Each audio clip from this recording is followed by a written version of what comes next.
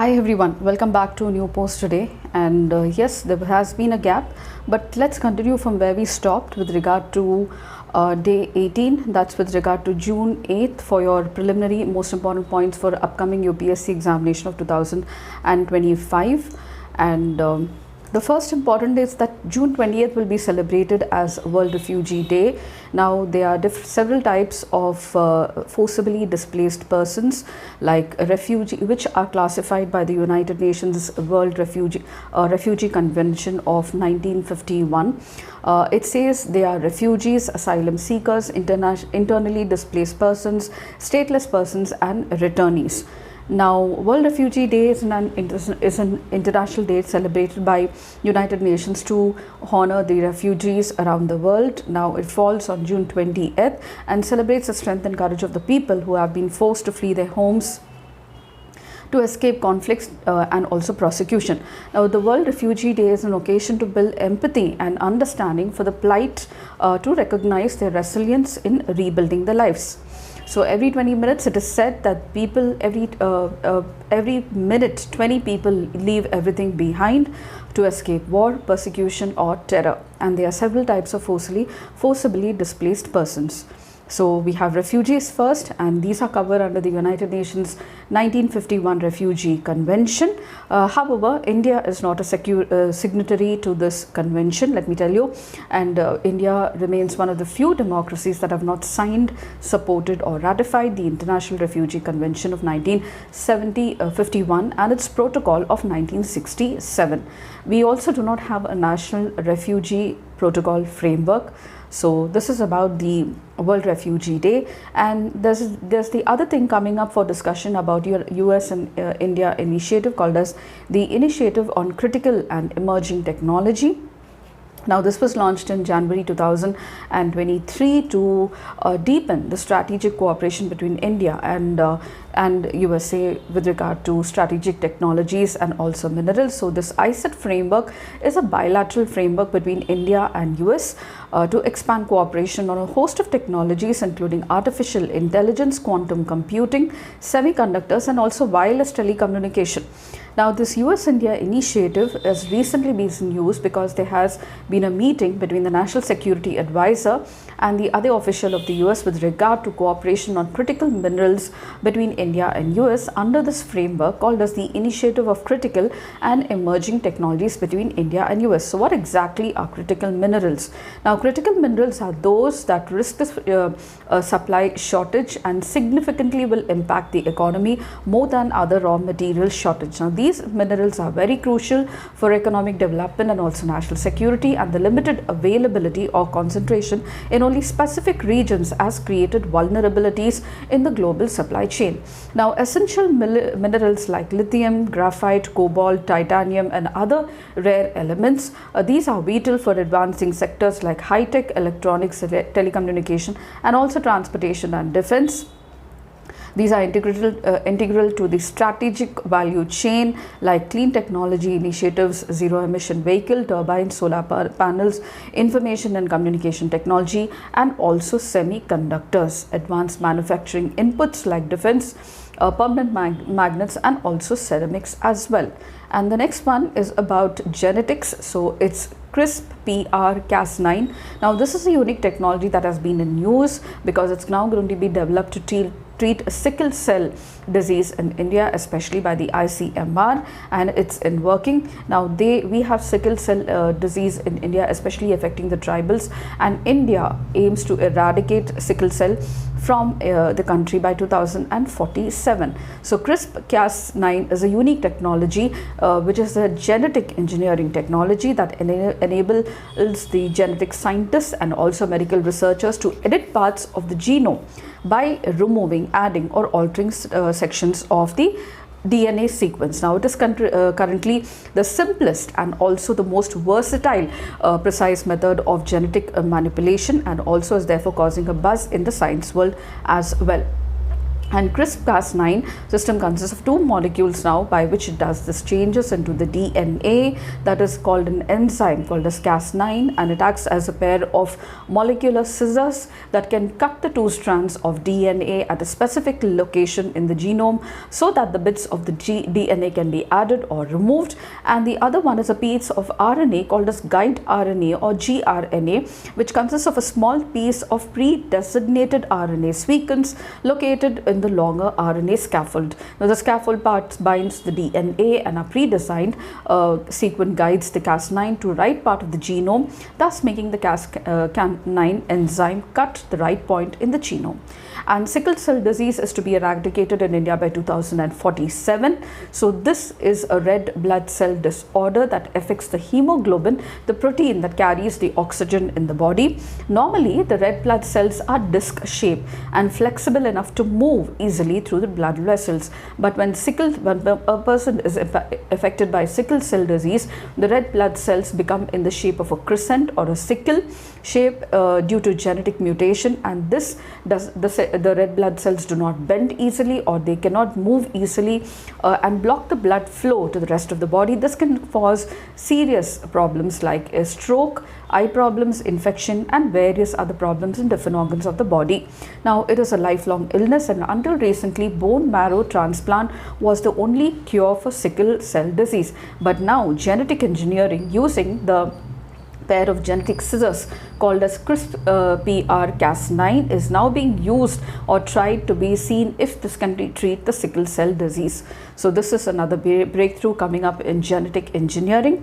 And recently, two friends, Russia and North Korea, have signed an agreement pledging that they will help each other in event of aggression against that country. Now, the Russian president made an announcement following talks with Mr. Kim, that is the president of North Korea, during his lavish visit to Pyongyang after 2000, and this is the visit by Vladimir Putin after 24 years amid the growing concerns over the arms arrangement in which the country provides Moscow with needed ammunition in its war against Ukraine, an exchange of economic assistance and technology transfers that are seen to pose a threat to Kim's nuclear weapon program and also his missile program as well. North Korea, let me tell you, is under heavy United Nations Security Council sanctions over its weapon program, while Russia faces sanctions from not only United States but other Western partners due to its aggression over Ukraine. And the next one is Nalanda University, which is going to be inaugurated and was inaugurated recently. It is located in the old place of Rajgir of Bihar. So the Nalanda University was built during the 5th century BC and it is located in Rajgir, the present day the Rajgriha or the present day Rajgir, close to Pataliputra and the present day Patna in Bihar. It is the world's first residential university where scholars come from all over the world, and the university received international acclaim and also was patronized during the Pala dynasty. Now, Nalanda University was established during 5th century BC, and the scholars from all across the world know it due to its renowned excellence. Now, the library of the Nalanda University is called as Dharmaganj, or a mountain of truth, and has over 9 million books, most of the sacred manuscripts stored in a 9-story building, Ratnodhadi. So, this is the world's first residential university accommodating 10,000 students with over 2,000 teachers, and it is a major center for Buddhist studies and also astronomy, medicine, logic, and also mathematics. Located on the Nalanda ruins, the age-old university, it was also declared a UNESCO World Heritage Site in 2016, emphasizing the eminence, cultural and historical importance. The idea to revive a Nalanda University was proposed by Sir Abdul Kalam way back in 2006. And the Nalanda University reopened in 2014 after 800 years, marking a significant milestone. Now, the development of the Nalanda University was agreed during the Second East Asia Summit, so way back in 2006, and the new campus signifies the revival of world's oldest universities, blending ancient wisdom with contemporary knowledge. And mathematician and inventor of zero, Aryabhatta, is said to have studied here in Nalanda and attracts students from all across the world. So, there was a parliamentary act that was used to set up this university. The next most important point is with regard to this, we have central universities in India India, numbering 56 central universities which are set up by the Act of the Parliament, and they are under the purview of Department of Higher Education under the Ministry of Education, except for the 9 universities which are under the purview of other ministries. Now, in general, universities in India are recognized by the UGC, which draws its power from the UGC Act of 1956, and in addition we have 15 professional councils established and also controlling aspects of accreditation and also coordination. Now, the central universities in addition are covered by the Central Universities Act of 2009, which regulates the power, purpose, governance, and established 12 new universities as well. As of June 2023, we have 56 central universities in India. Except for the state of Goa, all the other states and union territories have at least one university. Now, there was a recent report of Himalayas losing the glaciers by 2100, and this report was given by Kathmandu-based International Center for Integrated Mountain Development. Himalayas are young fold mountains that were born from the Tethys Sea, which was located between Pangaea, between the Laurentian land and the Gondwana land. So this is about the report and the institute. Patna High Court strike down 65% reservation in Bihar, citing the Indira Sawhney case where it put the limit of 50%. Now, and Bihar also recently conducted its caste survey. So, bringing that majority of the population consists of backward classes. We have reservation provided in Article 15 and 16 of the Indian Constitution. And International Day of Yoga are going to be celebrated on June 21st, which also falls on the day of summer solstice. Now, this was recognized in 2014 by the United Nations on a resolution passed by 177 countries supporting the then Prime Minister Narendra Modi's address to the United Nations. And the first day of International Yoga was celebrated on June 21st, 2015, and this year being 10th day of International Yoga. So, subsequently, we have also a common yoga protocol that is followed by all the countries while they perform yoga on this day. And summer solstice, June 21st, marks summer solstice, which is the longest day for the northern hemisphere, which includes India as well. And this event occurs when the Earth's axis tilts to its orbit about 23.5 degrees.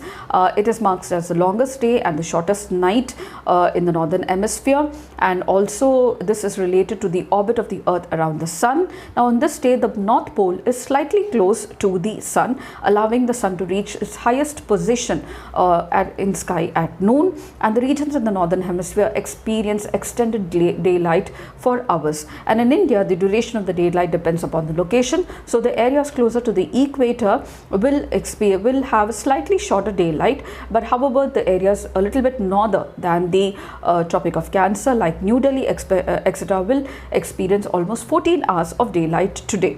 And we have a traditional significance of summer solstice, especially because it's the longest day and start of summer in the northern hemisphere. And the event has fascinated civilization for thousands of years, especially ancient Greek Eratosthenes, who used the solstice to measure Earth's size accurately. The Stonehenge at England and Machu Picchu, which is located at Peru, also is built to align with the sun during the solstices. And in Egypt, the Great Pyramids and Sphinx are also aligned with the solstice sunset, showing that ancient people understanding of the sun's movement very well.